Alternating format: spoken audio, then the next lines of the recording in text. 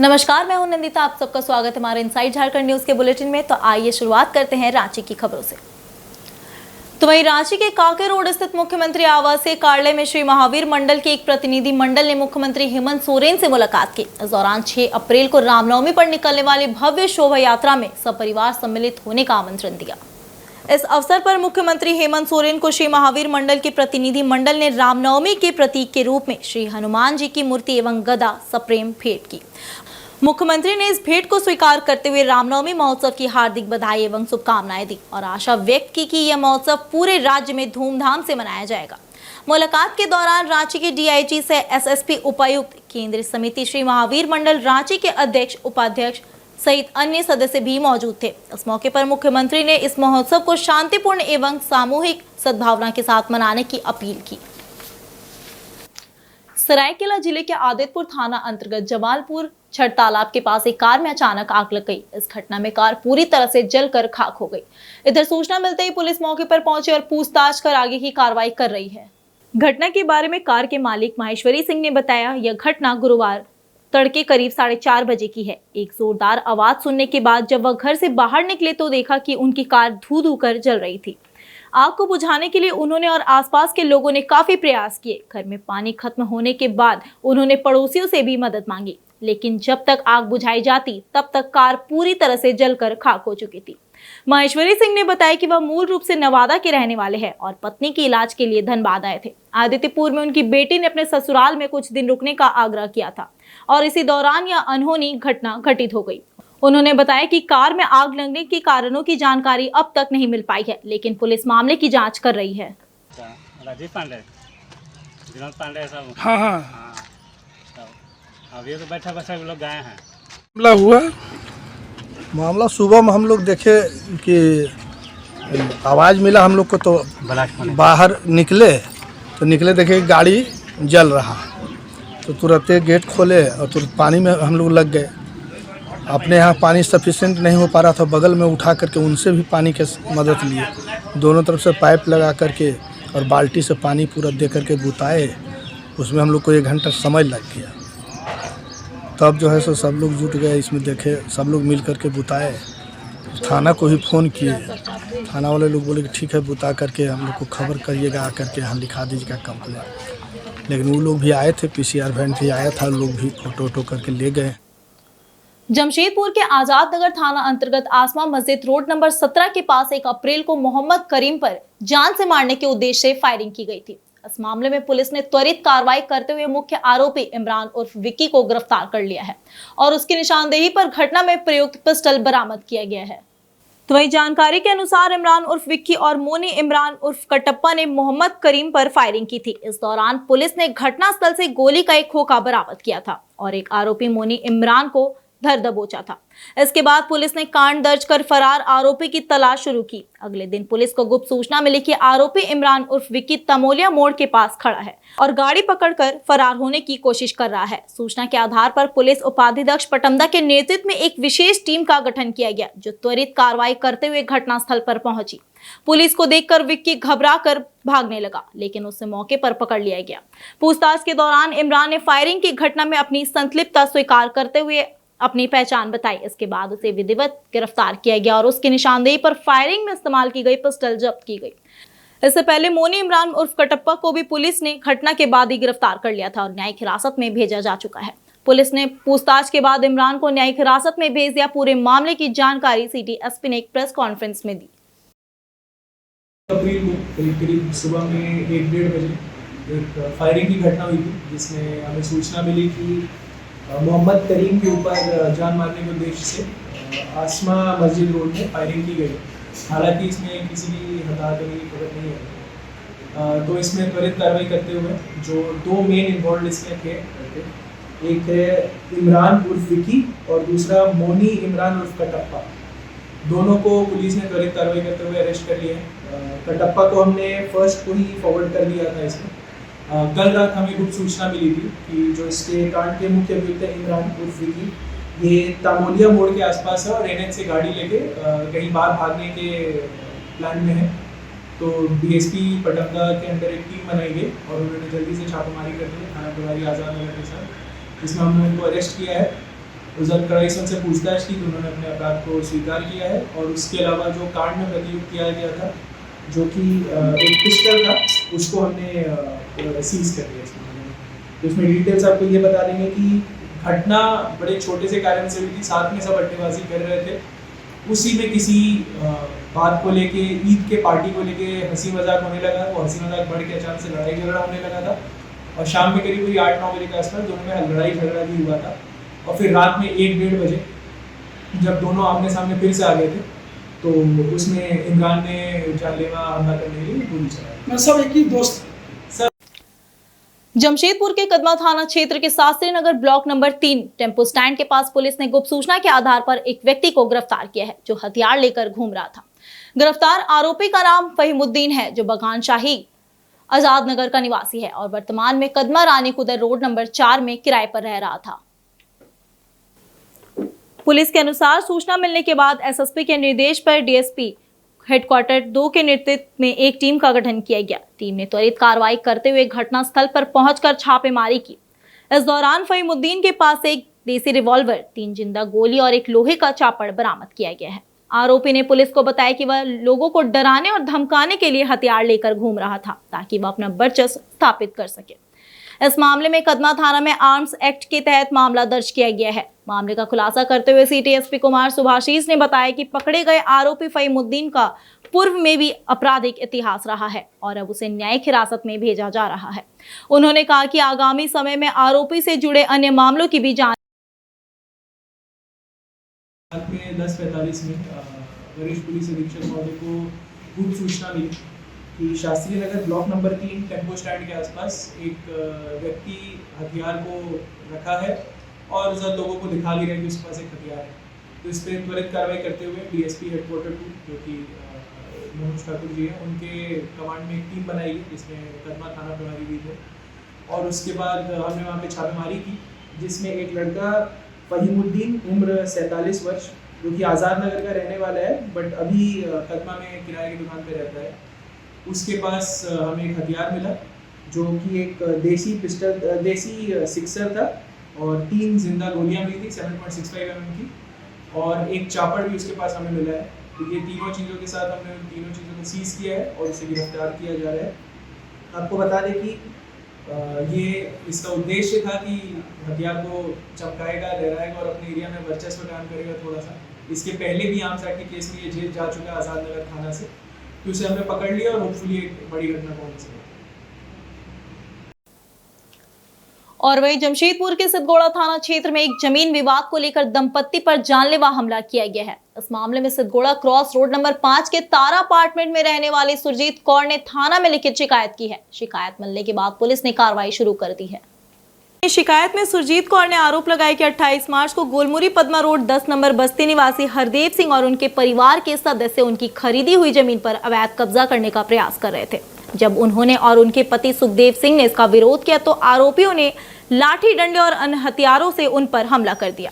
इस मामले में सुखदेव सिंह के सिर, कंधे और पैरों में गंभीर चोटें आई हैं, जिसके बाद उन्हें इलाज के लिए अस्पताल में भर्ती कराया गया। सुरजीत कौर के अनुसार इस हमले में हरदेव सिंह, कुलदीप सिंह और परविंदर सिंह, जगविंदर सिंह और हरदेव की भाभी बलजीत कौर व रंजीत कौर शामिल थी। इसके अलावा हरदेव सिंह का एक दोस्त निम्मे सिंह और जगविंदर का एक साथी भी हमले में शामिल था।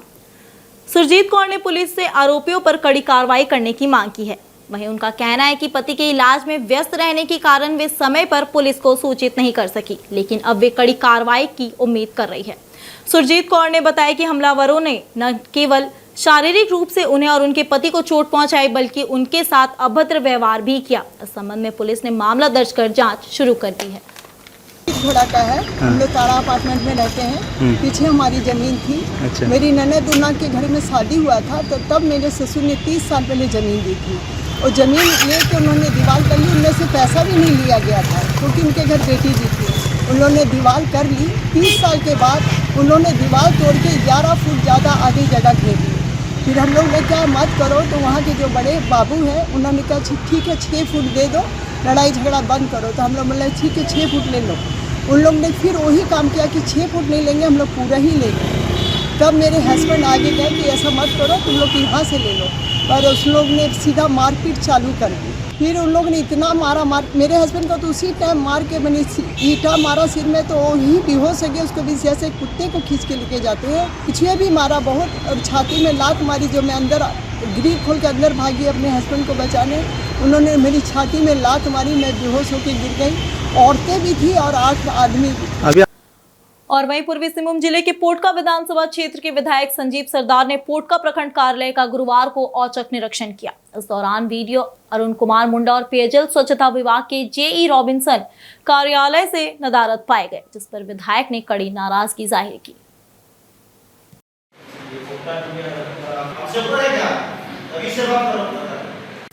विधायक संजीव सरदार ने कहा कि गर्मी का मौसम दस्तक दे चुका है और ऐसे में जब पेयजल की समस्या और जल संकट को लेकर काम की जरूरत है, ऐसे में इन महत्वपूर्ण विभागों के अधिकारी ही अनुपस्थित रहेंगे तो आम जनता को किस तरह से राहत मिल सकेगी।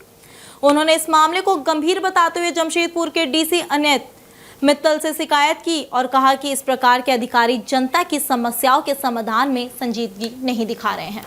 विधायक ने आगे कहा कि पेयजल समस्या का समाधान तभी संभव है जब संबंधित अधिकारी समय पर और सक्रिय रूप से कार्य करेंगे। उनका कहना था कि ऐसे लापरवाह पदाधिकारियों पर कार्रवाई होनी चाहिए ताकि भविष्य में ऐसे घटनाएं ना हो। उन्होंने यह भी कहा कि गर्मी के मौसम में अगर अधिकारियों की उपस्थिति नहीं रहती है तो लोगों को जल संकट का सामना करना पड़ेगा, जिससे स्थिति और भी खराब हो सकती है।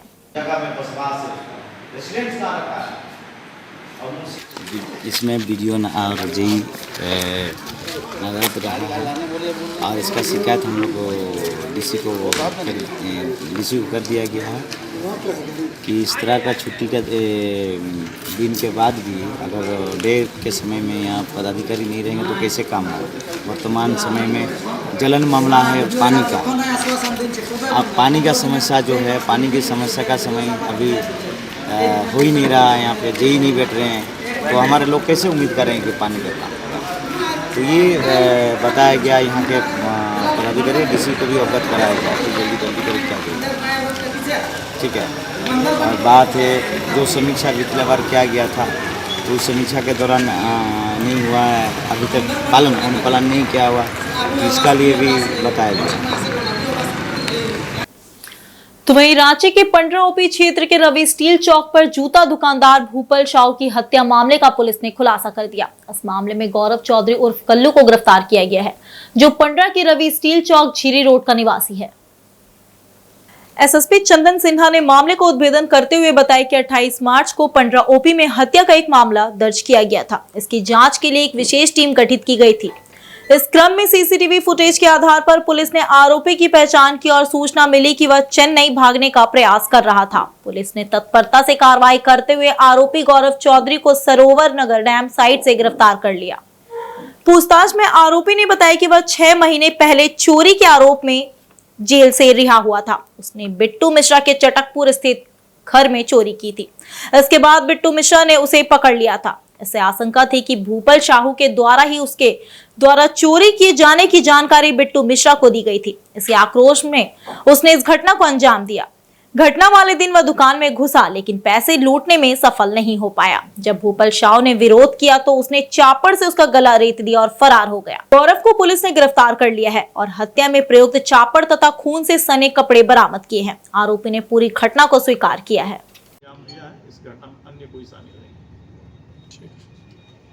एक जूता दुकानदार की हत्या हुई थी।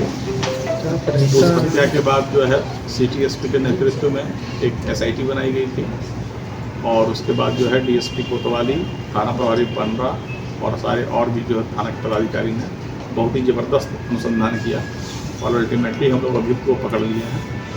अभियुक्त पकड़े जाने के बाद जो इसने बताई बात, इसका कहना था कि ये कुछ दिनों पहले एक व्यक्ति के घर में चोरी किया था और चोरी करने के बाद उसके घर से नगद और कुछ सामान ले लिया था। उस चोरी का पता, जिसके घर में चोरी हुई थी, उसको पता चल गया था और उसको पता बताने में उस दुकानदार की भूमिका थी। इस कारण से इस दुकानदार से आक्रोशित था ये, इसी के चलते हमारी चोरी पकड़ी गई है और इसलिए इसका था कि दुकानदार को घायल करके पैसा ले लेना है दुकानदार को जो है, और इसलिए वहाँ पर गया। लेकिन इसका कहना है कि जब हमने जो है लगाया अपना जो है जो धारदार हथियार से, तो उसकी हत्या हो गई और लेकिन ये पैसा छीन नहीं पाया। ये फिर वहाँ घटनास्थल से भाग गया। तो जो मुख्य आक्रोश इसका था कि इसको चोरी के केस में उसने आइडेंटिफाई कराया था और जिसके घर में चोरी हुई थी उस आदमी ने एफआईआर दर्ज नहीं किया था, तो वह भी जो है एक असामाजिक किस्म का आदमी है जो इसको धमकी दे रहा था बार बार कि तुम मेरे घर में चोरी करने की हिम्मत कैसे की। तो इसके कारण इसको काफ़ी आक्रोश था। वहीं राजधानी रांची में सरहुल महापर्व के दौरान लगभग 8 घंटे से भी अधिक समय तक विद्युत आपूर्ति बाधित होने के मामले पर झारखंड हाईकोर्ट ने स्वतः संज्ञान लिया। मुख्य न्यायमूर्ति की अध्यक्षता वाली खंडपीठ ने इस मामले में राज्य बिजली विभाग से जवाब तलब किया है।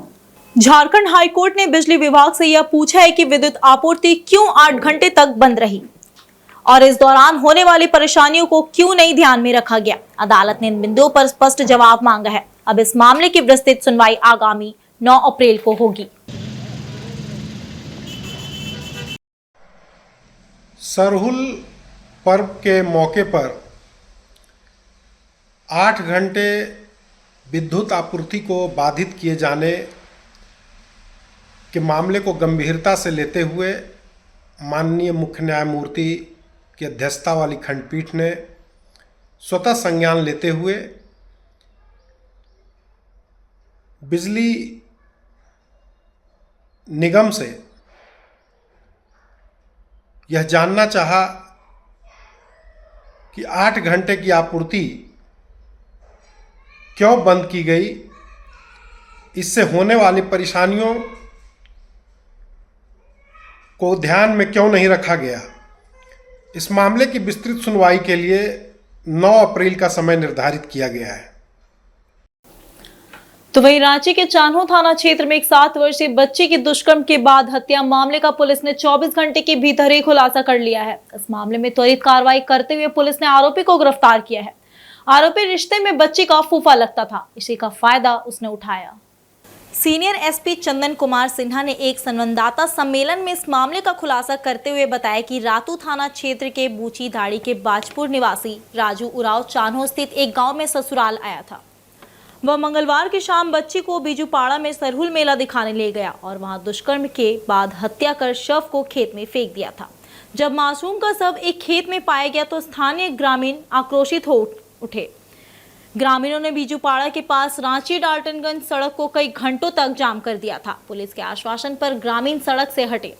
एसपी ने बताया कि मामले में पुलिस ने आरोपी को उसके घर से गिरफ्तार किया और पूछताछ में उसने अपनी कृत्य को स्वीकार किया। पुलिस के मुताबिक आरोपी बच्चे को आइसक्रीम खिलाने के बहाने अपने साथ ले गया और उसके साथ गलत करने का प्रयास किया।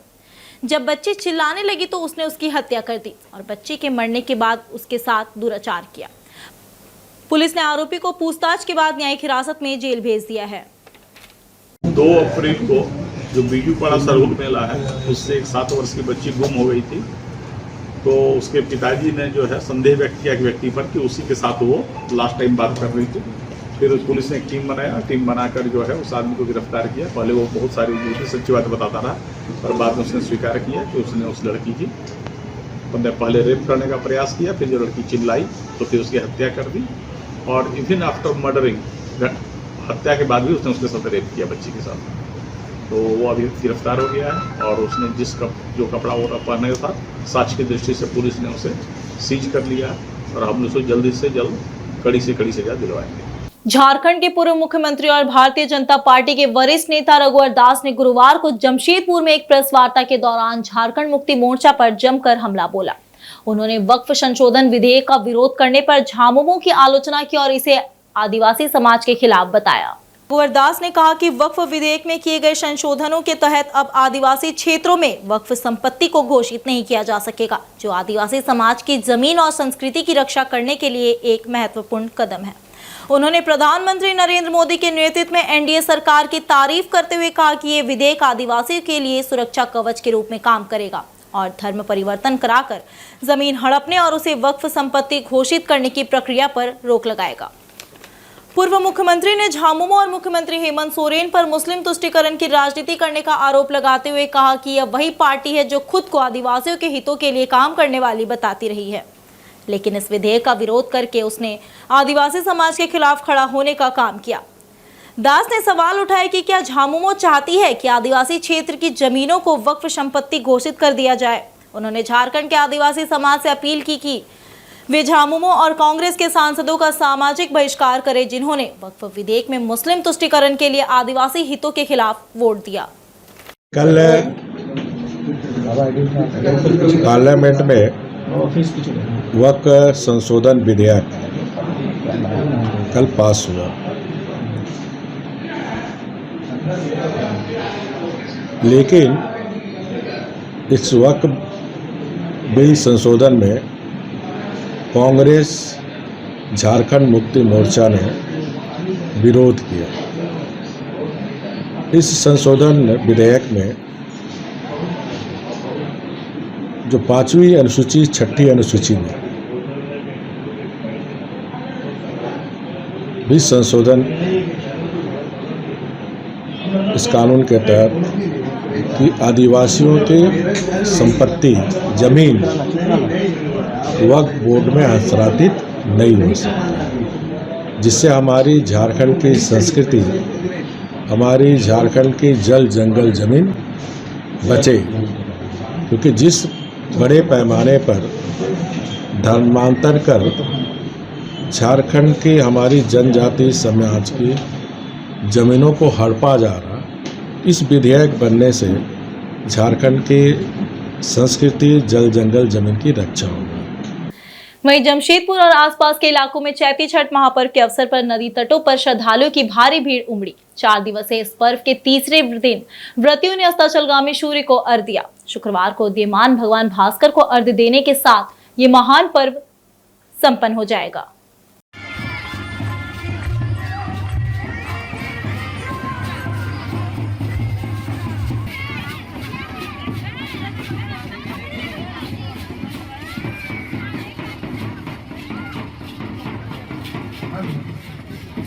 चैती छठ के इस पावन अवसर पर व्रती महिलाओं ने 36 घंटे का निर्जला उपवास रखकर सूर्य देव की पूजा की, जो परिवार के सुख समृद्धि और संतान की लंबी उम्र के लिए किया जाता है।